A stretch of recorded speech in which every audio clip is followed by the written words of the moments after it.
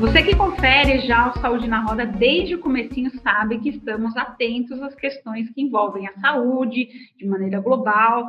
Falamos também sobre a importância da participação popular e das entidades médicas e de pacientes em todo o processo. Na edição de hoje do Saúde na Roda, você vai entender um pouquinho mais como funciona a ANS, que é a Agência Nacional de Saúde Suplementar, e de que maneira o engajamento da sociedade é importante. Só para você, espectador, ter uma ideia, desde o dia 8 de outubro até o dia 21 de novembro, qualquer pessoa interessada poderá ajudar a decidir quais tratamentos e procedimentos a rede de saúde privada deverá oferecer obrigatoriamente aos seus beneficiários. A ANS, que é o órgão que regula o mercado de saúde privada no Brasil, está atualizando o rol de procedimentos e eventos em saúde. E por causa dessas consultas públicas todas aí, nós, cidadãos comuns, podemos participar desse processo, um viva para a democracia, né? Processo de consultas, exames e tratamento também. Para falar sobre esse assunto, nosso convidado especial aqui do Saúde na Roda é o Rogério Scarabel, superintendente da Agência Nacional de Saúde Suplementar. Tudo bem, Rogério? Obrigada pela presença, viu? Seja bem-vindo. Oi, Camila, obrigado. Eu que agradeço aqui, em nome da ANS, seus servidores, de todo o corpo diretivo, a gentileza do convite. Estamos aqui para prestar o esclarecimento que for necessário, né? A agência tem sempre um trabalho de transparência, tudo aquilo que nós fazemos é em prol da sociedade, né? Nossa missão é o interesse público, então, utilizar mais esse instrumento para poder atingir, para poder chegar com informações adequadas, mais próximo do beneficiário, mais próximo do cidadão, é sempre uma grande oportunidade. Então, eu que agradeço. Muito obrigada. E aqui, sempre comigo, o Thiago Matos, Thiago Farina, né? Está escrito Thiago Matos, eu me confundo, mas você também é Matos, né, Thiago? Tudo bem com você? Como é que você está? Tudo bem. Eu me chamo de Thiago Matos, mas você prefere Thiago Farina, pode continuar me chamando de Thiago Farina. É um prazer, Camila, estar aqui. É um prazer estar aqui com você, com o Gu e agora com o Rogério. Muito bacana. Parabéns pelo convite, parabéns por introduzi-lo aí nessa discussão. Muito bom, né? E que oportunidade, Gustavo, meu companheiro, de falar sobre como é que funciona a ANS, a importância da nossa vida, a participação da sociedade num momento tão importante da saúde, mais do que nunca, né, gente? Um momento importantíssimo da saúde brasileira, mundial, mas brasileira, já que a gente está falando da nossa realidade. Tudo bem, Gustavo? Tudo jóia, Camila, minha parceira. Thiago também, velho de guerra aqui no Saúde na Roda. Rogério, super obrigado por aceitar bater esse papo com a gente. Como eu falava antes da gente começar a edição, a ideia não é te colocar numa sabatina, é justamente aproximar a sociedade civil dos tomadores de decisão, enfim, dos gestores que estão ali. Acho que esse é um grande exercício de democracia, por isso um viva a democracia mesmo, e participação social que me chama muito a atenção. Fico feliz de ter uma pessoa de alto escalão lá dentro para poder trazer e representar aí essa ponte que a gente cria. Obrigado, viu, Rogério? E eu sei que o Gustavo e o Thiago, eles têm uma bateria de perguntas, mas eu vou iniciar com uma básica, simples. Rogério, me conta, e para as pessoas que estão assistindo aqui o Saúde na Roda, do que se trata a ANS, né? Para que ela serve? Porque a sigla é familiar para muita gente que já ouviu isso, né? Nos noticiários, TV, rádio, jornal, enfim. Conta um pouquinho mais para quem está assistindo. Para que serve, afinal, a ANS? A ANS é uma agência reguladora, né? A ANS é a Agência Nacional de Saúde Suplementar. Ela regula, controla, normatiza e fiscaliza todas as ações na saúde suplementar, na saúde privada, que comercializa planos de saúde aos cidadãos, né? Ao cidadão brasileiro. Então, hoje nós temos em torno de 47 milhões de vínculos, né? Então, cerca de 1/4 da população tem um plano de saúde, tem um vínculo com o plano de saúde, temos também mais 25 milhões de vínculos exclusivamente odontológicos, né? Então, toda essa relação entre as operadoras e os beneficiários, e aí passando de uma forma em relação à entrega do serviço para o beneficiário, ou seja, passando pelos prestadores, é uma responsabilidade da agência fazer todo esse controle, essa normatização e essa fiscalização de que aquilo que foi comercializado, aquilo que foi ofertado, aquilo que foi prometido está sendo entregue, né? Está sendo entregue de forma oportuna, dentro das regras impostas pela agência, está sendo entregue com a qualidade que foi ofertado e está sendo entregue de uma forma que possa o setor todo ter uma sustentabilidade, ou seja, que nós possamos manter este mercado, porque é uma agência de mercado, né? Então, que tudo isso que foi normatizado e tudo isso que foi comercializado, ele possa ter uma sustentabilidade dentro do sistema. Imagino que é um trabalho desafiador, e desculpa, meninos, mas deixa eu fazer mais uma perguntinha. O quão desafiador é fazer esse trabalho de formiguinha? 47 milhões de vínculos, são muitos casos aí para conseguir, né, ver se qual convênio está cumprindo direitinho aquilo que foi estabelecido. É desafiador, Rogério. Imagino que seja... É desafiador, é bastante complexo, né? A agência dispõe de uma grande estrutura de monitoramento de dados, de informações, colhe informações das operadoras mensalmente, trimestralmente, por vezes, e nós compilamos esses dados e também recebemos as informações a partir das reclamações, né, dos beneficiários e das sugestões também, né, através dos nossos canais também são feitas as reclamações e a gente faz esse batimento, né, para saber se tudo está correndo dentro daquilo que foi ofertado, dentro daquilo que foi compromissado. Mas realmente é uma atividade desafiadora, né, bastante complexa e nesse momento, inclusive, de pandemia, se tornou ainda mais desafiador, né? Imagino a quantidade de reclamações, mas eu não vou monopolizar essa entrevista, não. Vou chamar o Thiago e o Gustavo para falar. Se deixar, eu vou ficar te perguntando várias coisas, mas eu vou ter oportunidade também. Quem quer falar primeiro, Thiago ou Gustavo, para pegar esse gancho aí do quão desafiador que é a ANS cuidar de tantos planos de saúde com tantos milhões de pacientes que a gente tem no Brasil atualmente? Se aquele negocinho a gente ia bater assim, né? Se tivesse aquele botãozinho, ia ser... Então aproveita que você já falou, apertou o botão, vai lá. Não, em primeiro lugar, acho que é muito legal a gente poder ter essa discussão, é uma satisfação conversar com o Rogério, né? Eu já falei isso para ele e eu acho que vale também falar publicamente a minha admiração e gratidão até pelo empenho que ele tem tido nesse momento de pandemia. Acho que acho que para ele também vai ser um aprendizado, uma coisa muito única, né? Imagina você pegar e cuidar de um setor inteiro de saúde suplementar que equivale à população da Espanha inteira, né? O número de beneficiários equivale à população inteira da Espanha, e toda a pressão está em cima dele, essa é a verdade. Hoje ele é diretor da agência, toda a pressão está em cima dele, esperam dele uma resposta, esperam dele um encaminhamento rápido, no momento que você não tem muitas informações.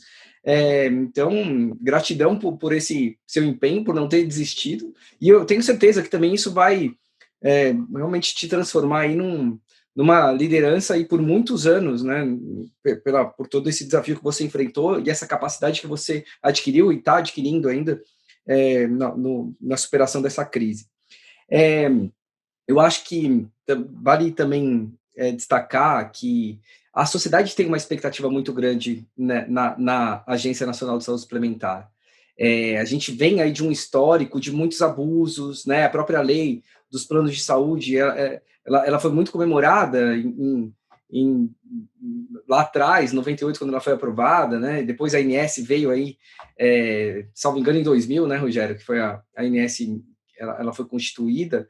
E a sociedade tem muita expectativa, ela necessita desse cuidado, desse modelo regulatório, porque há muita assimetria de informação, a sociedade não consegue enxergar o que as operadoras conseguem, você precisa de alguém, você precisa de uma instituição, de fato, cuidando aí do interesse público. E uma coisa que eu aprendi também, não foi logo de cara, assim, eu já estava até no setor da saúde há algum tempo, mas eu acho que foi um ponto muito importante de destacar, que a agência não é uma agência que está ali para defender o consumidor e ponto final, assim, ela está ali para defender o interesse público. E é um ponto importante, porque o interesse público não é simplesmente daquela pessoa que está pedindo um determinado atendimento, é da coletividade que utiliza o plano de saúde. Então, às vezes, uma decisão ou uma demanda individual pode ter impacto numa demanda coletiva. Acho que esse é um desafio muito importante aí que a ANS, ao longo aí da sua trajetória,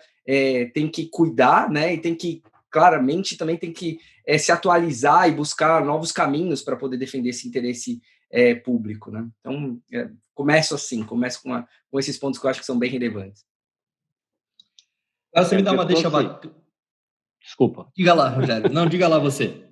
Não, ele fala que ele trouxe pontos bastante importantes que, na verdade, são os pilares da regulação, né? A simetria de informação, e a agência ela existe exatamente para isso, para trazer informações adequadas para que o cidadão possa tomar a decisão, e também o equilíbrio, né? Trazer o equilíbrio, que eu falei um pouco antes, a sustentabilidade do setor é essa questão do equilíbrio. Então, vamos dar um exemplo aqui bem prático daquilo que o Thiago coloca, a respeito do indivíduo, né?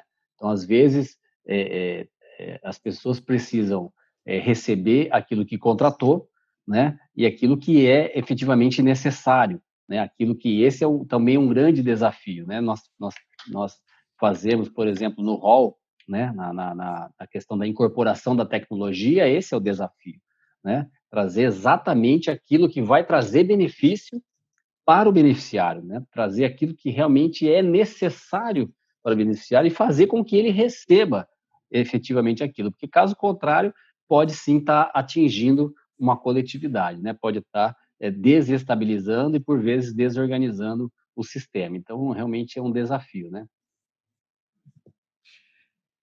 Agora pegando a sua deixa também, então, Rogério, com todos os desafios, você citou já algumas vezes a palavra sustentabilidade. Quando a gente fala de gestão, eu sou administrador de formação, ela é muito importante, né? A gente pensar na sustentabilidade dos nossos processos, da nossa operação. Você traz a palavra rol, você traz aí essa questão das etapas e daquilo que de fato vai ser incorporado ao rol para dar essa cobertura de forma equânime.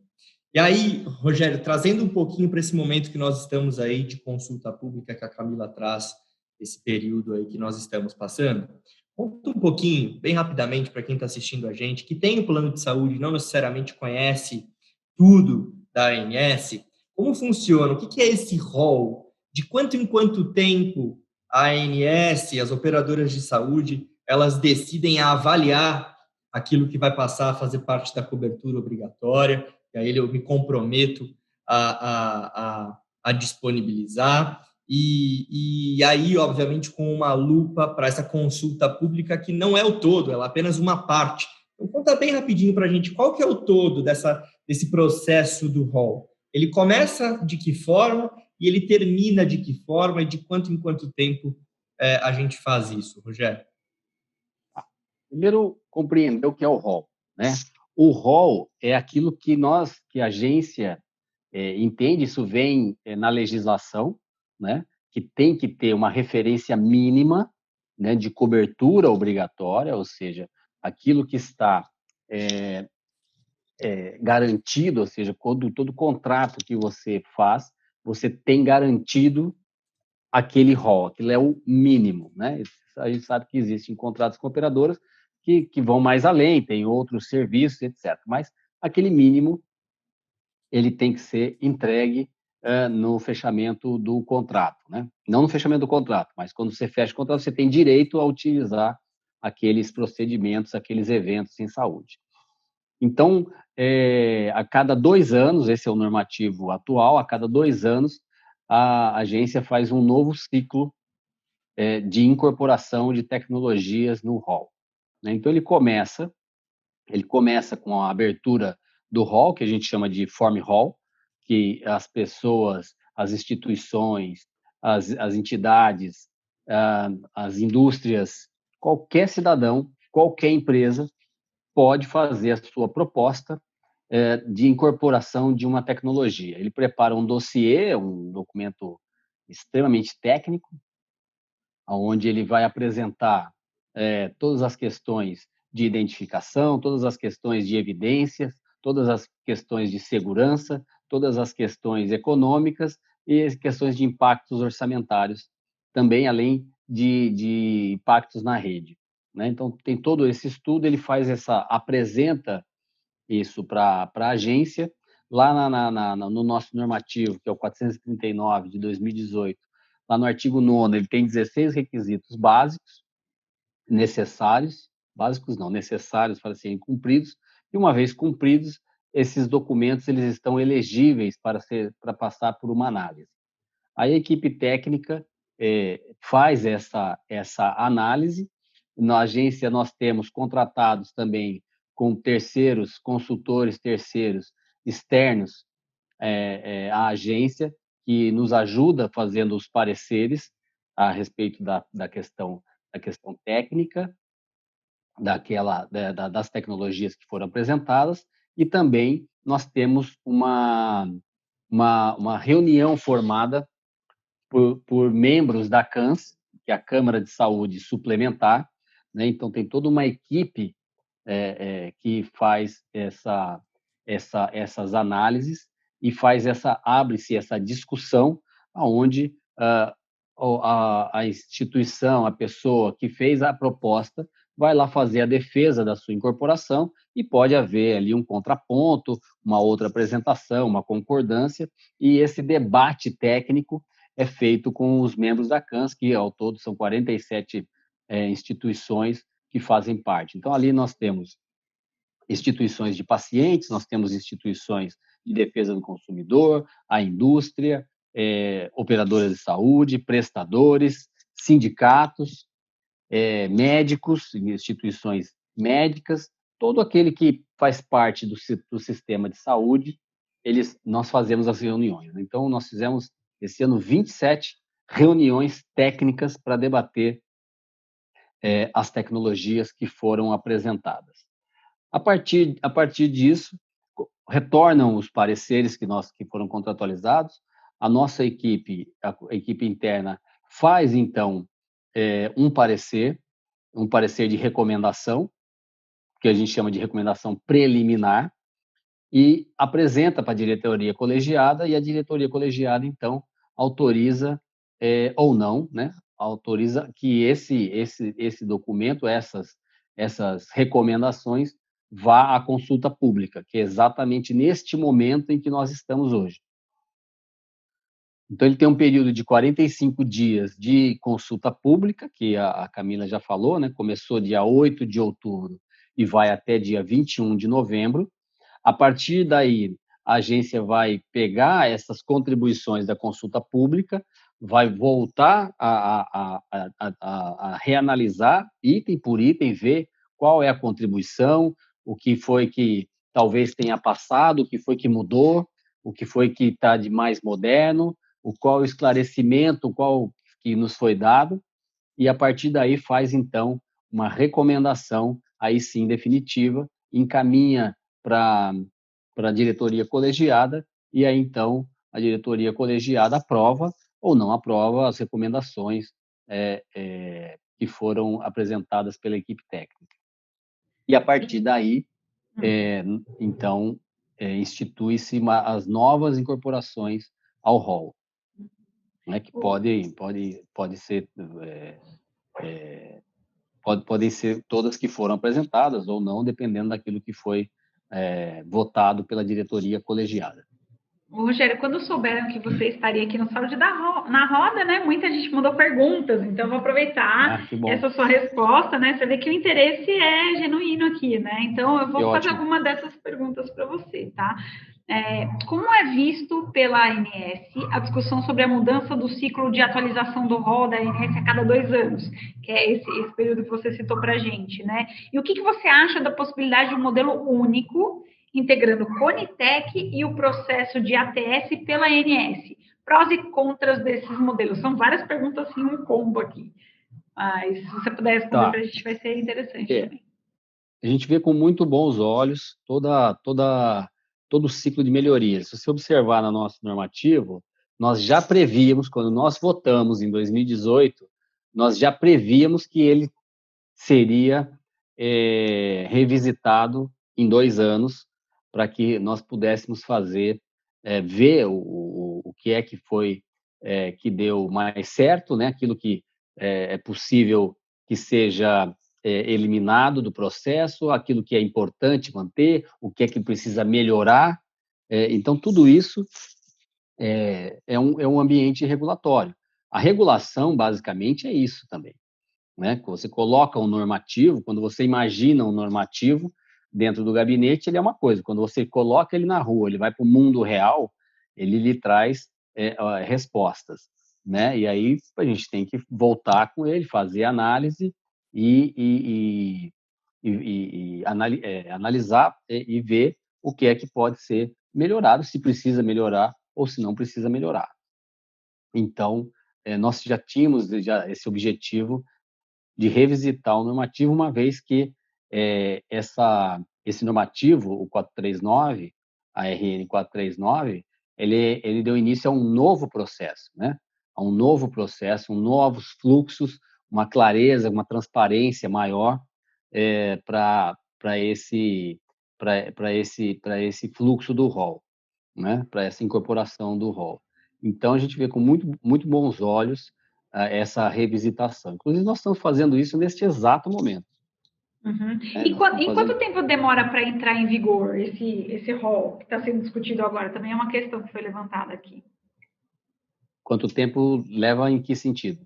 Assim, quando o novo rol vai entrar em vigência? Então, acho que é quando essas novas medidas vão, depois de discutidas, vão entrar em prática. Acho que talvez para ter um acompanhamento maior da sociedade. Me permite só complementar essa pergunta, Camila. Porque eu acho que, assim, principalmente em função da pandemia, houve uma mudança no cronograma inicial. Isso. Eu ia falar isso. E era para entrar, como já vem sendo feito já alguns processos aí de atualização, no início do ano, logo 1º de janeiro, se eu não me engano, a cada 2 anos, né? Mas nesse ano, nesse ciclo, vai ficar para um pouco mais para frente, provavelmente março. Pelo que foi divulgado pela ANS, parece que a decisão vai sair até março, mas ainda rola uma dúvida, Rogério, se assim que for publicado entra em vigor, ou se você vai ter uma vacatio legis, vai ter um período entre a publicação da resolução normativa com a atualização do rol e a vigência dela, né? Acho que esse é um ponto importante também, se você puder reforçar. Entendi. O objetivo nosso nós estamos aqui tentando, primeiro fazer só a explicação que o Thiago colocou aqui. O rol, ele se encerraria em novembro e a sua vigência passaria em 1º de janeiro, como ele sempre é feito. Por conta da pandemia, nós tivemos aí algumas questões que tivemos que prorrogar esse prazo para março.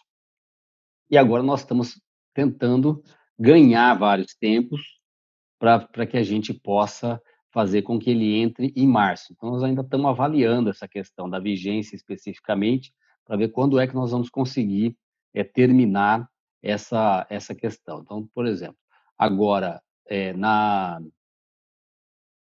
na abertura da consulta pública, nós já conseguimos antecipar cerca de 15 dias, né? Era para ser em outubro, nós conseguimos fazer com que fosse em setembro, né? No início de outubro.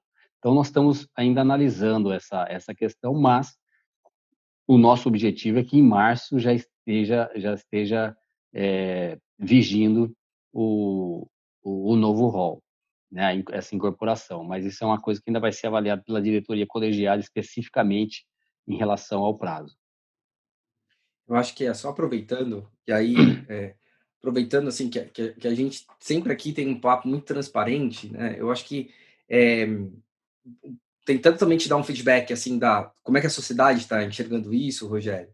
Pelo menos as pessoas com quem eu estou conversando, sempre rola muita expectativa em relação às decisões da agência, né? Tanto que a gente fica acompanhando as pautas da reunião de diretoria, a gente acompanha as reuniões de diretoria. Eu brinco, Rogério, que as minhas filhas já, se encontrarem o Rogério na rua, já vão reconhecer, porque elas assistem comigo todas as reuniões. Então, assim, existe muita expectativa da sociedade em função das decisões da ANS. E um dos pontos que são mais elogiáveis na atuação da ANS, pelo menos vendo em retrospectiva, é essa previsibilidade, né, na tomada de decisão, assim, nos prazos. E eu acho que ainda tem muita incerteza e muitos boatos em relação à vigência dessa norma. Então, assim, se for eventualmente possível estabelecer, olha, no máximo até o final de março vai entrar em vigor, claro que se vocês conseguirem antes, melhor para a sociedade em geral, já que é uma decisão ponderada, é um processo, né, bastante ponderado. Antes eu acho que bacana, mas pelo menos ter um máximo, ter essa... que a sociedade possa ter a expectativa e não ter aquela expectativa de máximo frustrada, eu acho que isso também traz muita credibilidade para o processo regulatório da agência. Uhum. Não, eu entendo e realmente que todo o nosso trabalho ele é feito com base nisso, né? Transparência e previsibilidade, né? Isso é o nosso mantra aqui na agência. E o nosso objetivo é exatamente esse. Então, assim, hoje ele está previsto para entrar em vigência em março em março de 2021. Né? Vigência, né? Vigência. Exatamente. Perfeito. Agora, é aquilo que eu falei. Nós estamos dentro de um processo, num momento, algo atípico, né? Então, coisas nós não esperávamos que haveria prorrogação desse prazo, né? Então, nosso objetivo é conseguir cumprir o nosso cronograma, né? Sempre foi nosso objetivo, nós queremos cumpri-lo também de forma adequada àquilo que foi planejado e que foi divulgado. Agora, Rogério, a gente está falando na vigência, é importante a gente atentar para esse momento que vai ajudar a compor a decisão final lá da diretoria colegiada, daquilo que de fato vai estar vigente a partir de março. E aí vem a questão da consulta pública.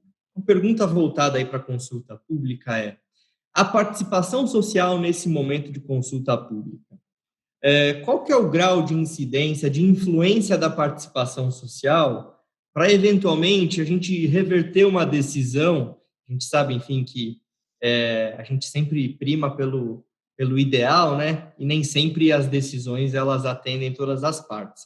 Mas vamos supor que a sociedade não esteja confortável com a recomendação preliminar e ela se mobilize através das consultas públicas, que hoje é a forma como tem participação social.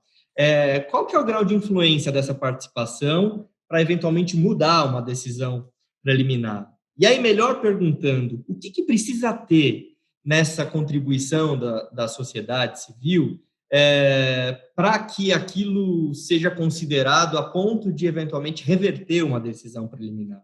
O que a ANS espera de qualidade de contribuição da sociedade? O que as análises são feitas com questões técnicas, né? Então a gente analisa custo-efetividade, as evidências, se ela tem evidência, se ela tem custo-benefício. Então, assim, se eventualmente alguma tecnologia não foi recomendada nesse momento, é porque não trazia algum desses componentes técnicos capazes de fazer a recomendação. Então, o que a gente espera é que venham novas, que haja, né, novos componentes técnicos de forma a fazer com que altere a análise técnica, né? E isso é possível em razão do tempo, né?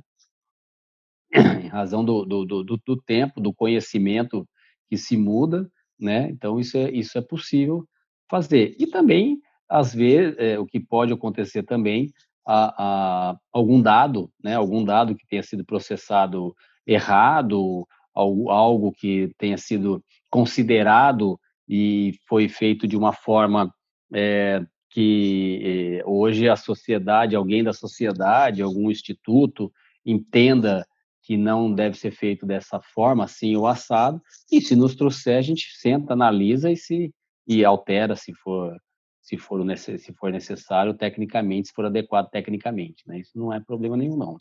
Agora, o que eu posso garantir é que tudo que nos encaminha, eles são analisados, tecnicamente analisados, e havendo e vindo informações que possam mudar essa recomendação, não há qualquer problema.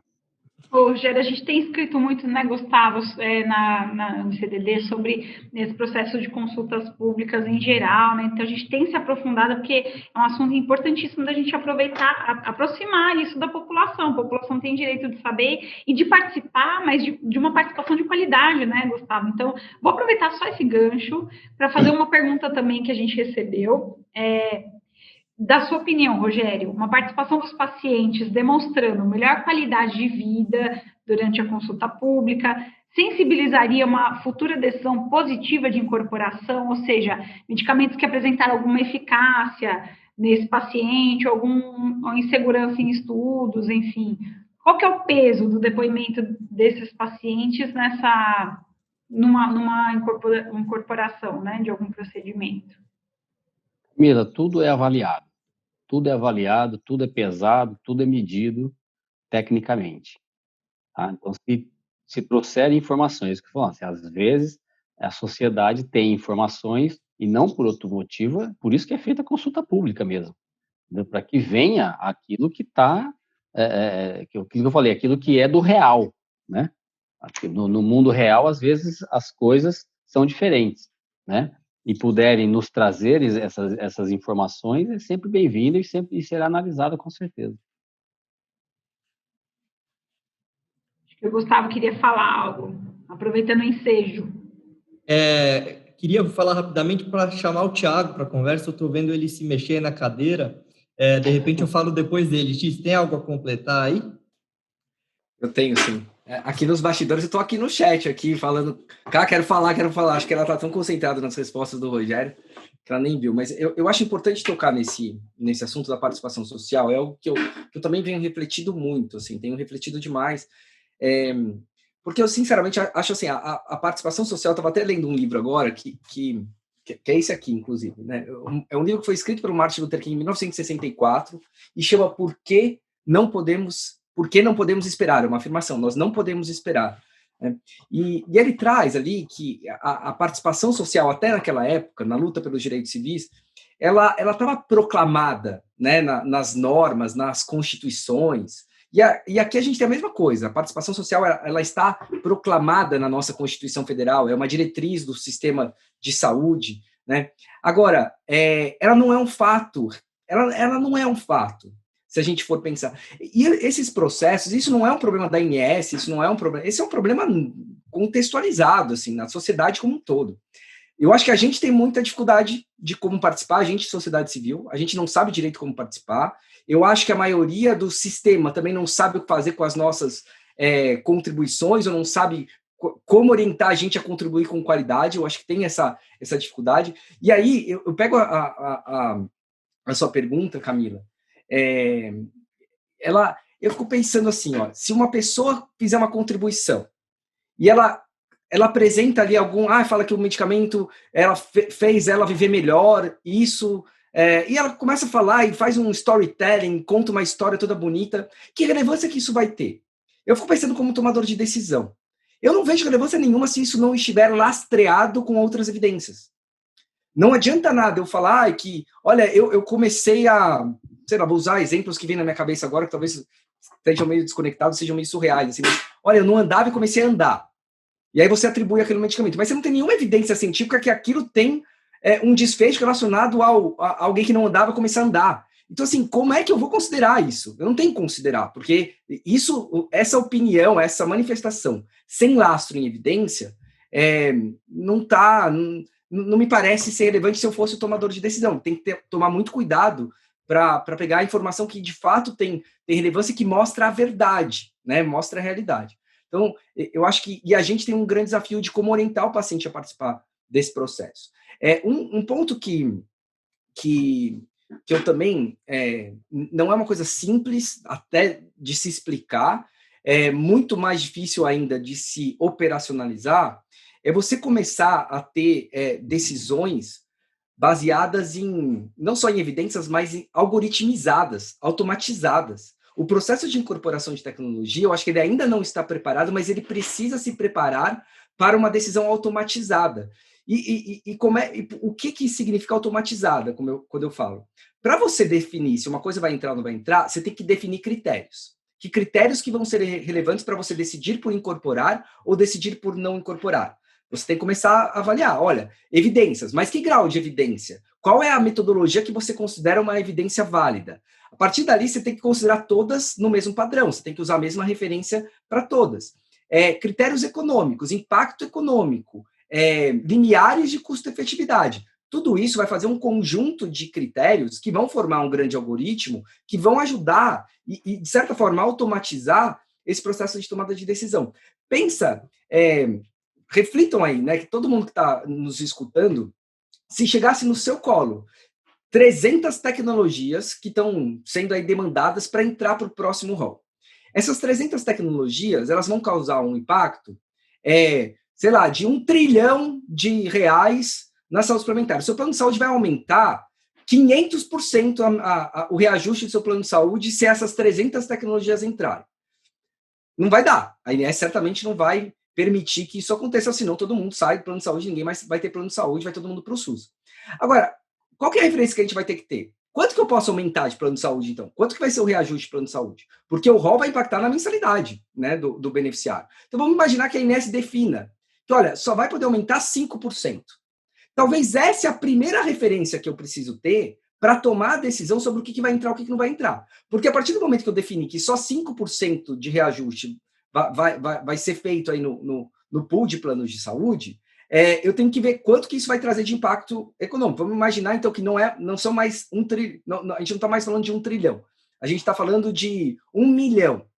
Só que para entrar 1 milhão, não daria para eu incorporar as 300 tecnologias. Eu vou ter que incorporar 10 tecnologias. E como é que vai ser o processo de tomada de decisão das 300? Quais são as 10 que eu vou escolher? Isso também tem que ter critério muito claro. E não é simples, eu não estou dizendo que é simples, mas eu acho que é isso que a gente tem que perseverar, porque aí o processo vai ser automatizado, vai ser previsível. Eu já vou saber de antemão se aquilo pode eventualmente entrar ou não pode entrar. E mais que isso, eu consigo pressionar até por mudança de preços da tecnologia. Eu consigo mexer, inclusive, com modelos regulatórios de precificação de medicamentos, de tecnologias em saúde, de insumos. Então, acho que esse é um ponto muito difícil. A gente não tem esperança que a gente vai evoluir para esse rol, não por incapacidade das pessoas, porque é um tema que demanda aí muita informação, muita tecnologia, muita inteligência informacional, mas eu acho que a gente tem que perseverar, né? Não adianta a gente achar que está bom do jeito que está, porque está longe da gente chegar num nível como esse. Desculpa, já falei demais aqui. Não, mas se você me permite, Rogério, aí você já faz essa resposta como um todo. Já trouxe aqui que minha formação é em administração e eu tenho uma predileção por processos, né? E uma grande diferença entre as coisas que eu vou fazer aqui em casa, esse fim de semana peguei para fazer aí uma dessas tarefas que a gente deixa de fim de semana para cuidar da casa. Aí eu planejei na minha cabeça lá 3 ou 4 processos para pintar a parede. Então, separar a tinta, né, colocar a tinta no lugar certo. E aí, com 4 processos, eu tenho a qualidade da pintura da parede, que não se compara a um profissional. Diferencia essa questão que o Thiago traz dos critérios é a quantidade de processos que a gente coloca do começo até o fim. Né?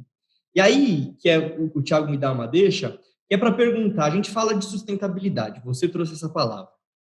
A gente fala o Thiago trouxe o exemplo do 1 trilhão, 1 milhão, quantas tecnologias. Então, tem um racional do preço, que é o impacto orçamentário, né?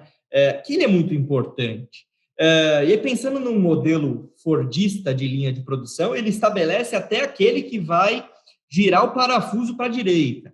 Será que a gente já tem, e aí para mim, quase uma retórica, Rogério, porque o sistema ele tem que ser uma constante evolução, eu acho que ainda poderia evoluir nesse sentido. Será que a gente já tem todos os processos para garantir que esses critérios eles resultem em algo super positivo para todas as partes? E aí vem essa questão do preço. A gente hoje no rol, Rogério, é uma pergunta, eu vivenciei isso como hoje um representante da CAMS, lá em março, numa reunião lá no Rio de Janeiro, eu vivenciei uma defesa de um dossiê que virou quase uma banca de negociação de preços. Se a gente está falando muito da sustentabilidade, do impacto orçamentário, Existe algum momento do processo de avaliação do que vai ser incorporado que o demandante ele pode, inclusive, negociar preço, discutir preço, ou é aquele preço do estudo é o que vai seguir até o final? Porque, de repente, na consulta pública, se isso se não existe, pode ser um momento para, de repente, o próprio demandante propor um novo preço, e aí isso demandaria aquilo que você já trouxe, novos estudos. Então, assim, a gente tem isso já formalizado, ou é a consulta pública que poderia servir para essa participação? Nesse aspecto, a consulta pública é o momento que pode ser feito isso, né? Se quiser, a agência ela não negocia preço de tecnologia, né? Diferente, por exemplo, com a Conitec, né? A Conitec, o próprio governo é que executa, né? A agência não executa. Então, a gente não negocia, nós não negociamos preço. Então, a consulta pública é um momento adequado. Lá, como agora na consulta, você tem todo o dossiê, os pareceres, a análise técnica, a exposição de motivos, tudo isso, inclusive, tudo isso está disponível na página. Qualquer pessoa pode entrar lá. Deixa eu até aproveitar aqui. Vai lá no www.ans.gov.br, vai lá na aba Participação da Sociedade, o último item lá, atualização do rol, é só clicar lá, vai cair na página específica sobre a atualização do rol, e lá tem todas as documentações, quais foram elegíveis, quais não foram elegíveis, o porquê que foram elegíveis, o porquê não foram elegíveis, todas as recomendações por procedimento, por diretriz de utilização, o medicamento, qual a recomendação, por que é que não foi recomendado, por que é que foi recomendado, com todas as descrições. Então, qualquer pessoa pode entrar lá, acessar e analisar como é que foi a tomada de decisão. E aí, então, pode, eventualmente, vendo que foi esse um motivo que acabou por não recomendar, por exemplo, a incorporação, e fazer a apresentação na consulta pública dos motivos que podem ser alterados. Não vejo problema nenhum e o momento adequado é agora. Tiago, quer falar? Um aspecto sobre isso que, assim, eu acho que tem um complicador no processo de incorporação na saúde suplementar, e é um complicador, assim, que atrapalha na eficiência e na otimização desse processo, né, e na aplicação dos recursos. Que eu fico pensando, mesmo que a detentora de registro de um produto, ela mencione na consulta pública que vai fazer por um preço, que garantia que a agência tem que ela vai fazer que é realmente aquele preço na prática? Ela não assina um contrato se comprometendo um protocolo de intenções, não tem nenhum instrumento jurídico que garanta que aquele preço mencionado ali vai ser feito, até porque é um setor que a fonte pagadora ela é muito pulverizada. Você tem operadora pequena que vai comprar uma quantidade X, uma operadora grande que vai comprar uma quantidade de 1000X. Então, a negociação de preços entre os fabricantes e as operadoras é, inclusive, um fator de competitividade entre eles. Então, assim, é muito complicado, fica muito complicado esse lado aí, esse trabalho da ANS, inclusive de avaliar o impacto que vai ter no setor, porque você tem que trabalhar com preço fábrica, basicamente, ou, sei lá, preço vendido ao governo, mas que também é irreal. A gente está trabalhando, a bem da verdade, eu acho que a gente está trabalhando com preços ficcionais, não são preços reais, né? E mesmo assim, você vai nivelar pela média, vai nivelar por cima, por baixo, né? É muito complicado esse aspecto de preço na tomada de decisão de incorporação na saúde suplementar.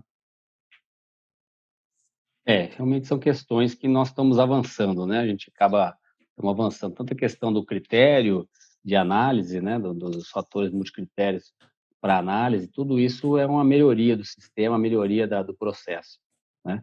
E nós também fazemos essa análise com os preços que são apresentados, o preço da CEMED, né, os preços que são divulgados e é feita a análise dessa forma, né? Então, mas tudo pode ser melhorado, né? Então, nós podemos avançar também nessas questões. E esse aspecto, acho que só para fechar esse assunto, eu acho que não depende só da agência, depende de outros órgãos, depende da CMED, né? Depende talvez é o marco legal de precificação de produtos. Eu acho que e aí voltando talvez para a primeira pergunta da Camila, uma conversa intersetorial, né, de vários órgãos do governo para a gente poder definir aí ajustes regulatórios de forma macro é fundamental, né?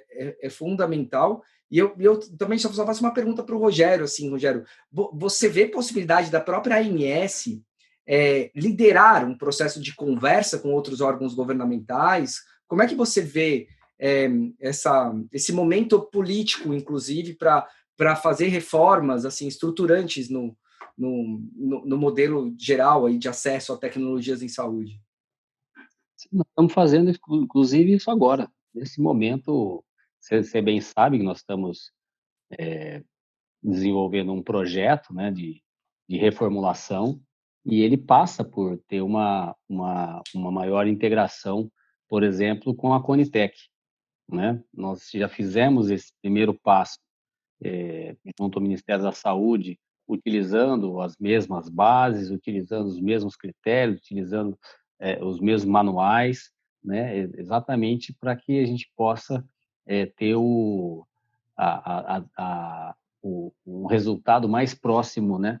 um do outro, né? Para que não haja diferença, né? E eu acho que sim que a agência tem sim condições de fazer esse debate. Nós temos conversado sobre isso e vamos ver se a gente consegue avançar num modelo regulatório que seja cada vez melhor, né? Eu acho que esse normativo teve muito avanço, nós avançamos muito na questão da incorporação de tecnologia, mas podemos avançar mais, é possível sim ter melhorias. Eu queria muito agradecer a participação do Rogério Scarabel, superintendente da Agência Nacional de Saúde Suplementar. Obrigada pelos esclarecimentos. Para você que está assistindo aqui o programa, eu vou deixar a descrição e o site da ANS, para você ter a oportunidade de participar de todas essas consultas públicas e rever o histórico também de ações da Agência Nacional de Saúde Suplementar. Rogério, muito obrigada pela sua participação, viu? Até uma próxima oportunidade. Espero que venha logo essa oportunidade, tá bom? Ô, Camila, eu que agradeço a gentileza do convite. É sempre um prazer estar aqui com o Tiago, com o Gustavo, né, e contigo também. Não a conhecia, mas muito obrigado pelo convite. E eu estou à disposição, sempre que acharem que devem me convidar, por favor. E agradecendo a participação do Tiago e do Gustavo San Martin. Um beijo para vocês, viu? Até uma próxima, meninos. Valeu, gente. Eu que agradeço. Abração, Rogério. Abração, Gu. Beijo, cara. Quero agradecer. Camila, considerações finais super rápidas. Eu acho que o que a gente fica aqui de entrega Rogério, a gente tem muita coisa para mudar, mas só a sua disponibilidade de estar aqui conosco já mostra que, de fato, a gente está evoluindo. Fica também uma mensagem para os demandantes aí, também, talvez a própria indústria farmacêutica, de que se a gente não tem um espaço previsto de negociação de preço, que a gente tente a melhor precificação desde o começo, porque isso pode eventualmente inviabilizar a incorporação. Ao mesmo tempo, a sociedade tem que ter a oportunidade de trazer suas experiências individuais e que essas experiências individuais, desde melhora de qualidade de vida até mesmo o que ela pensa sobre, que elas também possam influenciar e que sejam um conjunto de fatores influenciando a decisão final e não somente um ou outro, como a gente vê, por exemplo, hoje na saúde pública acaba tendo um impacto maior. Então, obrigado por estar aqui com a gente, essa disponibilidade. Obrigado, Tiago, meu companheiro aí de sempre. Valeu, Camila, pela moderação. Um abraço a todos.